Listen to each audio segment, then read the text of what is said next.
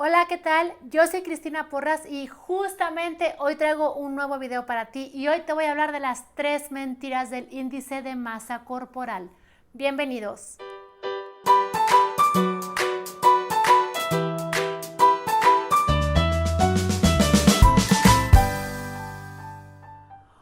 Hola, ¿qué tal? Bueno, pues hoy escogí el tema del índice de masa corporal, que es diferente al índice de grasa corporal, y te preguntarás, bueno, ¿por qué estoy hablando de esto si no soy nutrióloga? Y eso es lo primero que, pues ya sabes, ¿verdad? Que no estoy en esta parte, ni tampoco estudié medicina, pero porque estos números, entre muchos otros, son el terror de muchas de las personas que viven obsesionadas o que viven inmersas en el mundo de restrictivo de hacer dieta. ¿Por qué? Pues porque en algún momento fueron con el doctor o de alguna u otra forma ellos mismos sacaron su índice de masa corporal, que es diferente al de la grasa corporal, y entonces pues el doctor les dijo, usted tiene que bajar de peso. Entonces, hoy te voy a contar de estas 3 mentiras o supuestos que giran en torno al índice de masa corporal y por qué obviamente son como, pues no mitos, sino mentiras o supuestos, para ver si entonces, de una vez por todas, sobre todo las mujeres, empiezan a liberar su mente de todas las ataduras y de todo el sufrimiento que les causan los números. Específicamente cuando estamos hablando de una talla, de un peso o en este caso del índice de masa corporal. Te voy a platicar el origen. El índice de masa corporal se estableció, o digamos que se le ocurrió por allá del año de 1796 a Adolf Quetelet. Él fue un doctor en matemáticas y tenía un observatorio en Bruselas y él se dedicaba a observar fenómenos astronómicos. Entonces, lo que él hacía es que aplicaba las matemáticas a fenómenos sociales. Entonces, él empezó a observar varias cosas y, por ejemplo, estableció como ciertas relaciones entre la edad y las tasas de criminalidad, por ejemplo. Otra de las cosas que empezó a observar fue la circunferencia o el ancho del pecho de los soldados y cómo este tenía relación a las normas, qué tan riguroso se aplicaban las normas, si el soldado tenía cierta anchura en su pecho o no. Y en este mar de estudios y de observaciones que él hacía, se le ocurrió establecer una medida de salud, pongámoslo así, pero fue más bien una medida poblacional, ¿sí? En la cual estableció la relación y que él quería saber la relación entre el peso, la altura y la salud. Y entonces estableció el índice de masa corporal. Pero él aclaró que esta medida nunca debería de usarse para evaluar la salud, sino solamente para medidas de población. Y esto fue el índice de masa corporal que se saca dividiendo tu peso entre la altura multiplicada por 2. Entonces, esto fue evolucionando, fue trayéndose a través del tiempo y en los 80s se estableció el índice de masa corporal como un indicador de salud. Fíjate cómo se desvirtuó el objetivo original de Quetelet, que de hecho en un inicio el índice de masa corporal era llamado índice de Quetelet, pero entonces en los 80s se empezó a establecer como un indicador de salud. Entonces ya de ahí se empezó a desvirtuar. ¿Por qué? Porque el origen no es un origen clínico, es un origen matemático, 100%. Entonces te voy a platicar las 3 mentiras del índice de masa corporal. La primera, ¿sí?, es que hubo un doctor llamado Philip James. Él está especializado o estaba especializado en obesidad y nutrición. Y a mediados de los 90 creó el Grupo Internacional, traigo mis notas para no ir a decir alguna falacia, el Grupo Internacional de la Obesidad para alertar al mundo en relación a problemas de salud. Entonces, el Grupo Internacional de la Obesidad le informaba a la Organización Mundial de la Salud acerca de todos estos problemas que tienen que ver con la salud. Estamos hablando de los años 90. Y entonces, en esta relación se establecieron que este grupo internacional le iba a informar acerca de cuestiones de salud y de peso. Y la Organización Mundial de la Salud aceptó por consideración o por sugerencia de este grupo reducir los índices de masa corporal, ¿sí?, a los que tenemos hoy. Si tú ves los índices que había antes de los 90, eran mucho más amplios. Te pongo el ejemplo. Antes de 20% de tu índice de masa corporal de 20 a 27.8 se consideraba normal. Hoy se redujo de 18.5 a 24.9 este rango para declararte en un peso normal. Después, el siguiente rango fue de 25 a 29.9, ¿sí?, que es ya considerado como sobrepeso. Y después de un 30, arriba de un 30, estás considerado como una persona obesa. Entonces, estos rangos fueron ajustados y fueron reducidos en la época de los 90. ¿Por qué fueron reacomodados? Te voy a contar por qué. Porque de este grupo, que sus siglas son IOTF, 2/3 partes de su financiamiento provienen de compañías farmacéuticas, pero en los 90 no eran cualquier compañía farmacéutica. Coincidentalmente, estas compañías que financiaban este grupo eran dos que en ese entonces tenían los medicamentos o estaban lanzando los medicamentos para bajar de peso, que son Roche con su medicamento llamado Xenical y Abbott con su medicamento llamado Reductil. Entonces, obviamente, gracias a la investigación que financiaron estas compañías farmacéuticas, al momento de reducir los rangos del índice de masa corporal para la clasificación, automáticamente más de 30 millones de personas se convirtieron en gordos y por lo tanto en clientes potenciales para estas compañías. Después contrataron a expertos que luego se convirtieron en controvertidos, ¿sí?, para tener el cuadro completo. Es decir, ellos se encargaron de comprobar la eficacia del uso de estos medicamentos para bajar de peso.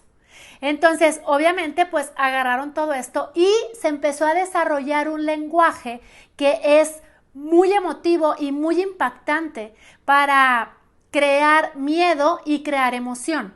Entonces, conceptos como gordo, obeso, más gordo, redondo, y fue la primera vez que se empezó a escuchar el término de explosión en el problema de la obesidad y epidemia mundial de obesidad.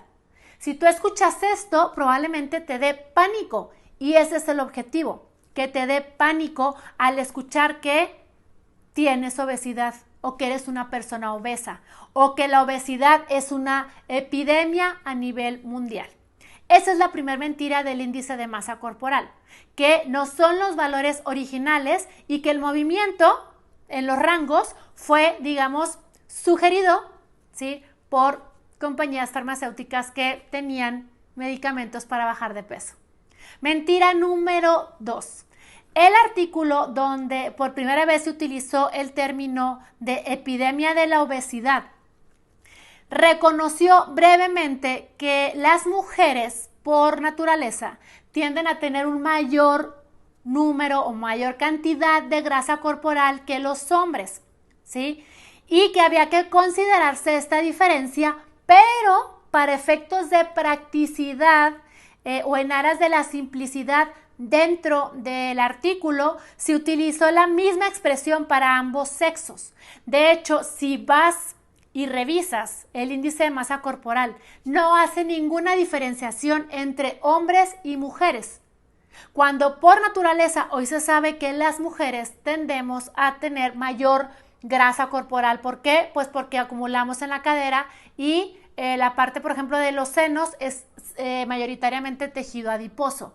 Entonces, por esto es que la mayoría de las mujeres todo el tiempo están en batalla con estos números, porque entonces, obviamente, las mujeres pues siempre van a presentar un mayor índice de masa corporal.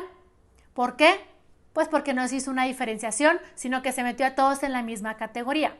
Entonces, por eso las mujeres viven desesperadas y peleadas todo el tiempo por el tamaño de su cuerpo, porque entonces dejó de importar la diferencia de cuerpos, dejó de importar el tipo de cuerpo, porque hay diferentes tipos de cuerpos, y lo único que importó fue el número, que aparte ya vimos que está aplicado de manera, digamos, no fue aleatoria, sino fue pareja, sin importar que haya diferencias. Mentira número 3. Se refiere a que dice la afirmación que si tienes sobrepeso vas a tener problemas de salud. Si estás obeso vas a tener grandes problemas de salud. Y si estás en un rango de obesidad tipo 1 o 2, casi te dicen ve contratando los servicios funerarios. ¿Por qué esta es una mentira? Te voy a platicar. Catherine Flegel es epidemióloga. Ella es la científica senior en el Centro Nacional de Estadísticas de Salud del Centro para el Control y Prevención de Enfermedades en Estados Unidos. Y ellos vieron que, aunque ella y su equipo, vieron que aunque las categorías se usan ampliamente, no había un análisis sistemático de la relación índice de masa corporal versus salud, como obviamente sabemos que desde un inicio cuando Ketteler le estableció, él dijo que no se podía usar para medir la salud. Entonces ellos lo que hicieron fue un metaanálisis. Un metaanálisis quiere decir que agarraron todos los análisis, los análisis estadísticos, ¿sí?, que había de todos los estudios disponibles, todos. No agarraron una muestra. Ellos agarraron todos los estudios disponibles que cumplen con ciertas características o ciertos criterios de calidad científica y todos los analizaron. Y la conclusión a la que llegaron es que las personas en la categoría de obesidad grado 1, ¿sí?, tienen la misma posibilidad de morir o vivir que la categoría de peso normal. Te recuerdo que estamos hablando de obesidad es más de 30 y que en peso o en rango normal estamos hablando de un 20 a 27.8 anteriormente y hoy se movió a de 18.5 a 24.9. Entonces, personas que están en categoría de obesidad no presentan esta parte. No hay una mayor, no hay una mayor o una menor posibilidad de riesgo de salud que una persona que esté en la categoría de peso normal. No es hasta que alcances altos grados de obesidad, ¿sí?, altos grados, o sea, grado tipo 2 y más allá, que el índice de masa corporal se asocia con un riesgo más alto de morir. Entonces, ¿qué podemos agarrar o para qué nos puede servir estos resultados? Obviamente, pues no es como que vayan a volver a mover, ¿sí?, los rangos hacia como estaban antes de los 90, pero sí por lo menos a redefinir las categorías del índice de masa corporal y utilizar términos que no sean estigmatizantes, ¿sí?, ya que nos están metiendo a un número y en una clasificación, por lo menos cuidar que las etiquetas no sean estigmatizantes. Entonces, por ejemplo, para un peso normal, y voy a utilizar los rangos anteriores, no los modernos, para un rango de 20 a 34.9, que en una categoría médica entran en peso normal, título o no vamos a poner categoría, un título no estigmatizante sería peso saludable. Para alguien frente o en la cual la categoría médica entra como sobrepeso, un título no estigmatizante podría ser por encima del peso saludable. Y para una persona obesa, que estamos hablando de más de 40, un título no estigmatizante sería muy encima del peso saludable. ¿Por qué esto es importante? Porque incluso al hacer esto hoy, lo primero que hay que recordar es que Quetelet dijo que esta medida no se debería de aplicar para medir salud, sino que únicamente fue una medida de población. ¿Sí? Entonces, si van a seguir utilizando la misma, ¿sí? Pues cuando menos que se respete y que la gente sepa que no fue creada por ningún médico bajo ningún ambiente científico, sino más bien matemático. Y el bonus de las mentiras, o sea, la mentira número 4, es acerca de los niños. Mucho se habla hoy de que los niños en estos días están corriendo peligro por la obesidad. Si bien, y se dice que los niños de estos días serán la primera generación en vivir menos años que sus padres. Es cierto que como población nos hemos vuelto más pesados, ¿sí? Pero también es cierto que gracias a los avances de la medicina estamos viviendo más tiempo. Entonces, eso de meterle el pánico a los niños y a la población acerca de los niños se van a morir antes de tiempo, y esto no quiere decir que se van a morir antes que sus papás, sino que en promedio van a vivir menos años que sus papás, es una mentira. Entonces, la gordura o el estar gordo no es sinónimo de muerte. Eso es un dogma. Entonces, ¿cuál es el punto aquí? Que el índice de masa corporal tiene una gran influencia todavía en cómo nos sentimos sobre nosotros mismos. ¿Por qué te di toda esta información? Porque aunque mucha gente hoy en día dice, ay, pero no me importa, es solo un número. Y pareciera que no le dan importancia al índice de masa corporal. Sí se la dan, porque todo es cuestión de que vayan con el doctor y que el doctor les diga, pues su índice de masa corporal está en la categoría de obeso, para que entonces empieces a sentirte mal con tu cuerpo, entres en pánico, empieces a luchar, busques la manera de ponerte a dieta y bueno, ya sabes toda la historia de lo que ocurre cuando te pones a dieta y que no lo has elegido realmente. Entonces, ¿cuál es el punto? Que hoy empieces a trabajar en liberar tu mente. Libérate de las etiquetas. Libérate de todo lo que te causa sufrimiento. ¿Sí? Y hablo de sufrimiento, no de dolor. Los números son una gran fuente de sufrimiento. El índice de masa corporal, la talla, el peso ideal, lo que deberías de ganar, cuánto deberías de tener en el banco, el año del modelo que debería de ser tu carro. Todos estos números son fuente de sufrimiento. Y si tú estás en sufrimiento, vas a estar en frustración. Y si vas a estar en frustración, adivina qué va a pasar con tu alimentación. Vas a tender a buscar alimentos reconfortantes, que son altos en grasas, en azúcar y en sal. Y estos van a hacer, obviamente, que tengas un aumento de peso y que lejos de sacarte de la situación, te van a sumir en un grado mucho más alto de frustración, coraje, enojo, impotencia, que te van a llevar a seguir comiendo por ansiedad.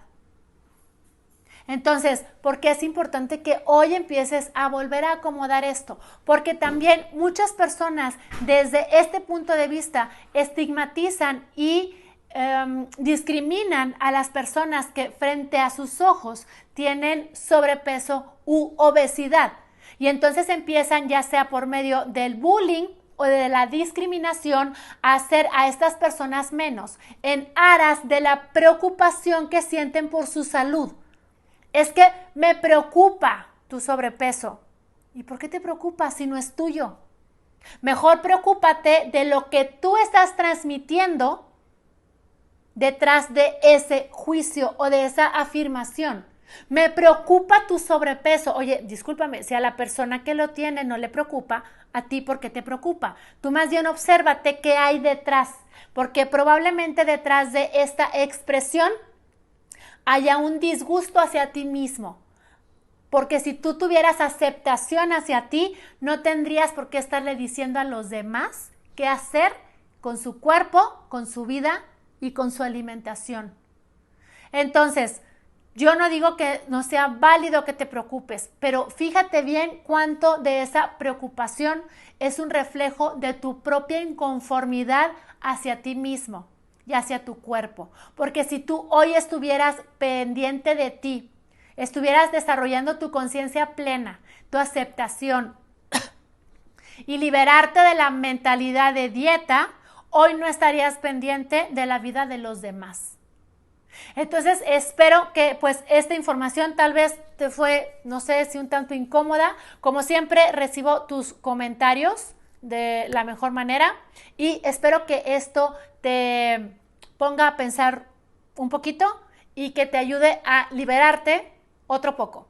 Si en algún momento quieres empezar a trabajar con esta parte de la conciencia plena a la hora de la comida, tengo un programa completo que se basa en todo esto de Mindfulness Eating, en toda esta práctica de Mindfulness Eating y que te puede justamente ayudar a empezar a liberar tu mente de todas las ataduras que has ido agarrando a través de estos años gracias a la sociedad estigmatizante, a los cánones de belleza que nos han impuesto y a toda esta parte de la industria alimenticia, la industria farmacéutica y todo lo que te han hecho creer que está mal con tu cuerpo, porque tu cuerpo no necesita ser arreglado, porque tu cuerpo no está descompuesto.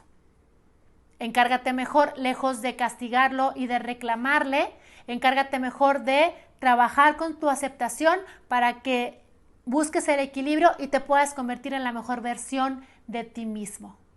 Recuerda que hoy eliges. Chao.